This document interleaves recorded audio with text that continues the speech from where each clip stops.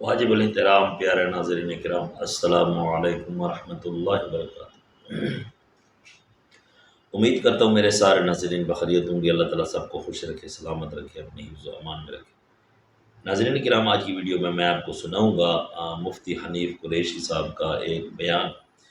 اس بیان میں مفتی حنیف قریشی صاحب انٹرویو دیتے ہوئے وہ انجینئر محمد علی مرزا صاحب کو دائرہ اسلام سے خارج کر رہے ہیں اور اس کو جو ہے نا کافر کہہ رہے ہیں۔ انجینئر محمد علی مرزا صاحب پر فتویٰ لگا رہے ہیں۔ حالانکہ حال یہ ہے کہ انجینئر محمد علی مرزا صاحب جو ہے وہ مسلمان ہے، اپنے آپ کو مسلم کہتا ہے، اور قرآن حدیث وہ کہتا ہے کہ یہ میرا نظریہ اطیع اللہ و اطیع الرسول، اللہ کے رسول کی اطاعت۔ اس کے بعد جو کوئی بھی اسی راہ پر آئے اس کو انجینئر محمد علی مرزا صاحب حق پر کہتے ہیں، جو اطیع اللہ و اطیع الرسول کا پابند ہے۔ اور اس کے بعد انجینئر محمد علی مرزا صاحب کسی کو بھی کافر نہیں کہتے۔ اب مفتی حنیف قریشی صاحب اس ویڈیو میں انجینئر محمد علی مرزا صاحب کو کہتے ہیں کہ یہ دائرہ اسلام سے بھی خارج ہے، یہ مسلمان بھی نہیں ہے۔ تو اب دیکھتے ہیں اور سنتے ہیں کہ وہ کیا وجہ بیان کرتے ہیں کہ انجینئر محمد علی مرزا صاحب کو وہ دائرہ اسلام سے خارج کر رہے ہیں اور فتویٰ لگا رہے ہیں کہ یہ کافر ہے۔ تو وہ بیان سنیں گے کہ وجہ کیا ہے۔ حالانکہ انجینئر محمد علی مرزا صاحب تو مسلم ہیں، وہ تو مسلمان ہیں اور یہ اقرار بھی کرتے ہیں،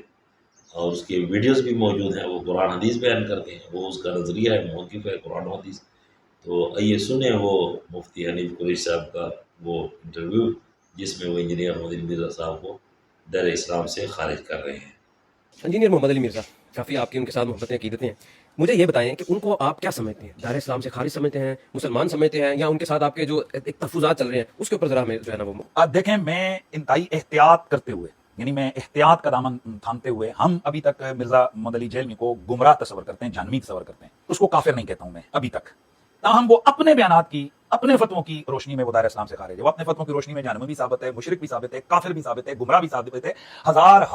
وجوہات کی بنا پر وہ گمراہ جو ہے نا وہ ثابت ہے، وہ دشمن خدا بھی ثابت ہے، دشمن رسول بھی ثابت ہے، اس کے ساتھ اپنے فتووں کی روشنی میں۔ تو ہم اس کے اپنے فتووں کی روشنی میں اس کو میں نے کہا تھا پچھلی پوڈ کاسٹوں میں بھی کہ ہم اس کو کافر سمجھتے ہیں، اس کے فتووں کی ہم ذاتی طور پر ہم اس کو گمراہ سمجھتے ہیں۔ دال اور مدل، ظاہر ہے جو دال مدل ہے اگر وہ توبہ نہیں کرے گا تو جہنمی جہنم میں مثلا کہ مسلمان بھی جائیں گے؟ کیا مسلمانوں کے لیے نہیں، مثال کے فاسق نہیں جائے گا؟ دائمی جہنم ہے۔ دائمی جہنم تو الگ چیز ہے، جہنمی کا مطلب ہے کہ جو گمراہ فرقے ہیں تو جہنمی ہیں، یہ گمراہ ہے۔ تو آپ کے پاس ایسے کون سے ریفرنس ہیں جس کے حوالے سے آپ نے یہ اتنا بڑا ان پہ جائے ہوئے؟ دیکھیں، بنیادی طور پر تو اس شخص کے حوالے سے ہمارا جنرل دعویٰ یہ ہے کہ یہ قرآن و سنت کے مفاہیم کو جان بوجھ کر تبدیل کرنے والا، اپنی خواہشات کے تحت قرآن و سنت کے مفاہیم کو ڈھالنے والا، یہ شخص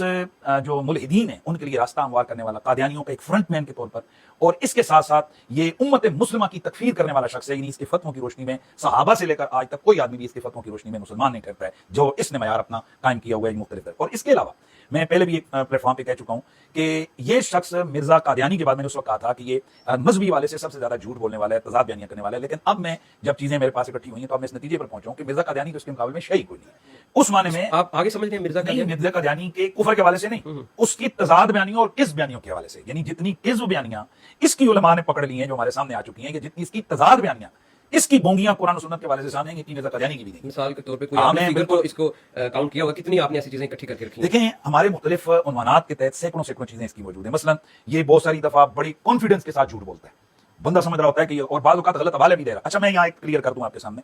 اس میں علماء کو تھوڑی چھوٹ ہونی چاہیے اور ہوتی ہے۔ ہم لوگ جو جتنے بھی یہ علماء کا طبقہ اس بات کو سمجھتا ہے کہ بعض اوقات آپ کے ذہن میں کوئی بات اچانک آپ سے سوال ہوا تو آپ مطالعہ ہوتا ہے، پتہ نہیں 10 سال 20 سال پرانا آپ نے اسٹڈی کی ہے، آپ نے حوالہ دے دیا، حدیث کا حوالہ دیتے ہیں، کتاب غلط آپ کی زبان سے نکل جاتی ہے، مثلا آپ کہہ دیتے ہیں یہ بخاری اور مسلم کے اندر ہے، اور جبکہ وہ نہیں ہوتی ہے۔ تو ایسے میں ہر عالم دین جو بھی ہے پورے دنیا کے اندر، ان کا کبھی بھی یہ دعویٰ نہیں ہوتا کہ بھائی ہم جو بھی بات کر رہے ہیں وہ 100% ایسی ہوتی ہے، کوئی غلطی نہیں ہوتی، ہو سکتی ہے لفظ بولنے میں ریفرنس دیتے ہوئے، نمبرنگ بتاتے ہوئے حدیث کی غلطی ہو سکتی ہے۔ اس حوالے سے ہمارے علماء گرفت نہیں کرتے ہیں کہ حدیث نمبر 409 تھا تو اس نے 428 دے دیا، ہو سکتا ہے یہ کوئی بات نہیں، ایسا متشابہ تو حافظ قرآن کو قرآن پڑھتے ہوئے بھی لگ سکتا ہے۔ لیکن مرزا محمد علی جیلمی جو جان بوجھ کر مثلا کہتے ہیں کہ یہ حدیث صحیح میں اس طرح کا مفہوم ہے، حالانکہ وہ ایسا ہوتا نہیں۔ لیکن دوسری صورت یہ ہے کہ ہم لوگ یہ دعویٰ نہیں کرتے، مرزا جیلمی دعوے کرتا ہے کہ میں ایک نہیں، دو نہیں، چار دفعہ میں چیزوں کو جو ہے نا چیک کرتا ہوں، اور چیک کرنے کے بعد میں اپلوڈنگ کرتا ہوں۔ تو بھائی میں اب گفتگو آپ کے سامنے کر رہا ہوں، اب آپ لیٹ کے چلے گئے، اس کو اپلوڈ کر دیا، میرے پاس اتنا موقع ہی نہیں ہے کہ میں اس کو ری چیک کروں، یا میں کہیں جلسے میں تقریر کر رہا ہوں، میں نے اپنے مستحضر حوالے کے ساتھ وہ بات کر دی، موقع ہی نہیں ہے، وہ بات چلی گئی، غلطی ہو سکتی ہے۔ لیکن جب آپ دعویٰ کر رہے ہیں کہ مولوی غلط کر رہے ہیں، میں نہیں کر رہا، تو پھر آپ کو تو 100% رزلٹ دینا چاہیے۔ حالانکہ ہمارے پاس ایسی